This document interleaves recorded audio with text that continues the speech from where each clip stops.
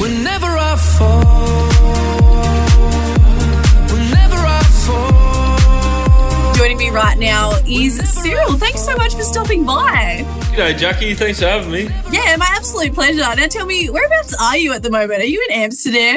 Sure am. Loving life out at Amsterdam with a broken leg. But, yeah, back to the shows this weekend, so I'm very excited. Yeah, and you just mentioned there, broken leg. How did this one happen? Is it true you were having a bit of a dance at Tomorrowland? How did that kind of all go down? Jackie, there's one thing about me, and I do not dance. I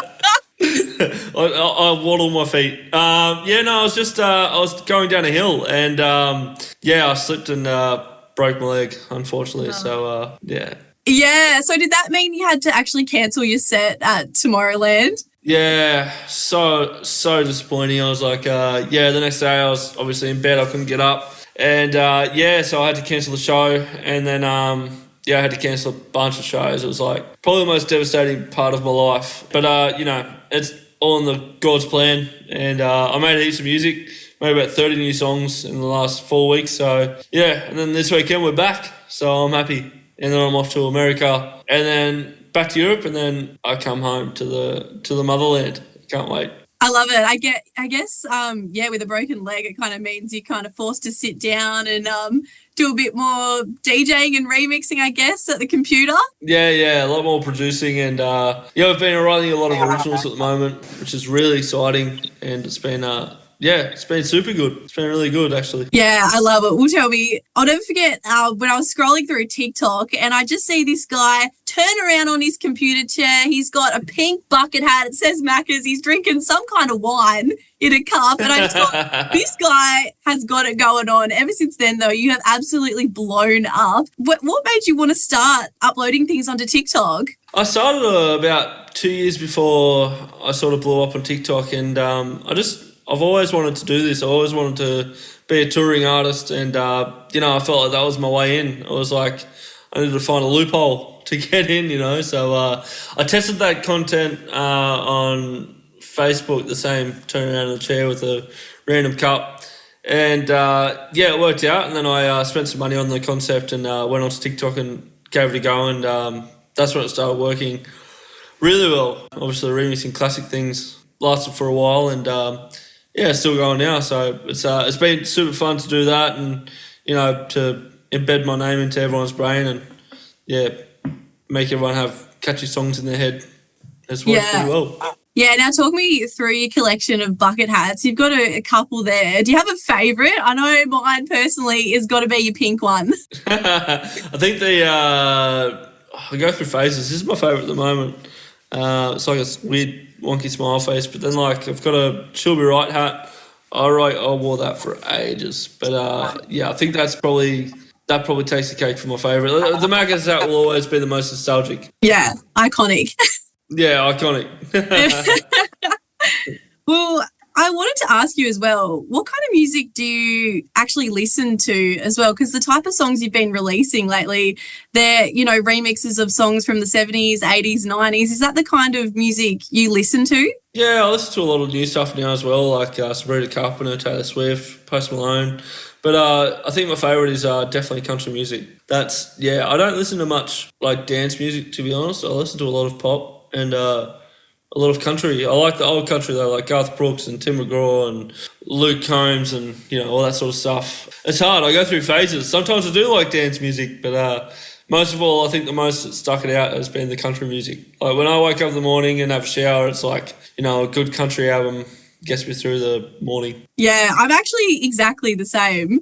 Country has gotten so big lately as well. Yeah, especially with the likes of Morgan Wallen, Luke Combs. Super huge. So, maybe we can look forward to seeing some country remixes from you very soon. Maybe even a collab. Who knows? Ooh, who would be the biggest artist that you would like to collab with on a song? Oh, that's a great question. I think probably Taylor Swift. That'd be unreal. But obviously that's reaching for the Milky Way, far out. That's a big one to do. But I think to do something like with maybe Alan Jackson or Post Malone or something. Yeah, I think everything's possible as well. needs to meet the right people. Yeah, that is so good. We have been collaborating with a few people lately. Keita Alexandra, Dean Lewis. Absolutely loving these songs. What was it like to work with these guys? Did you actually meet up and record together, or was it just the matter of them sending you vocals and then you kind of mixed it all together? Mostly singing vocals. I wrote True and then I sent it to Keita to sing. Yeah, the Dan Lewis one, that was obviously just a remix of the Crowded House song.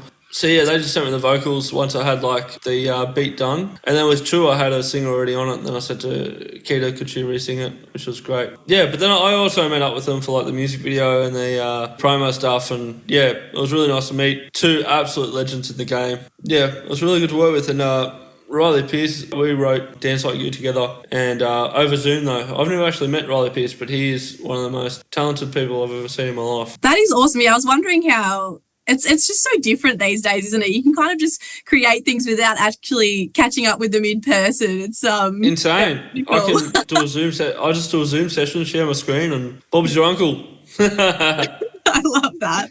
We've also just released a mini album as well. This is super exciting. How many songs are on this one? There's two mini albums. It's called From Down Under, the first one, and the second one is To the World, so From Down Under to the World. There's 11 songs all up. One's got 5, one's got 6. Yeah, we wrote some, I've got some originals on the second one and some interpolations, which is like an interpolation of a song. I don't know how to explain it. It's like a remix, but it's like re-vocaled and recorded. Yep. And yeah, we've got some remixes and yeah, plenty of new music coming up. It's been so fun to be in the studio again and just writing heaps and heaps of music. Yeah, that is super exciting. How do you know though, like when a song is finished? Like, is there a moment where you're like, yeah, no, that's it, that's the finished product? Or do you just kind of keep going like, oh, I could just fix this little bit or, you know, something like that? Yeah. It's like you can do the little bells and whistles, and I do that as well. But I think like once you feel that feeling, it's like this is hitting my spot now. This is hitting the spot. I'm happy with this. I can send this away now. And then yeah, you can tell when it's done. I don't know. It's a feeling. Well, you have of course teamed up with Keita Alexandra, Dean Lewis. They're actually coming down to Tassie across the next couple months. Hopefully, we can see you come down to Tassie sometime soon. Oh, I can't wait to get to Tassie. It looks so beautiful there. Yeah, the forgotten state of Australia, I say. It's such a beautiful place, so I can't wait to come down to Tassie. Yeah, we'd love to have you here. Well, Cyril, thank you so much for joining me. Thank you so much, Jackie. I really appreciate your time. Whenever I fall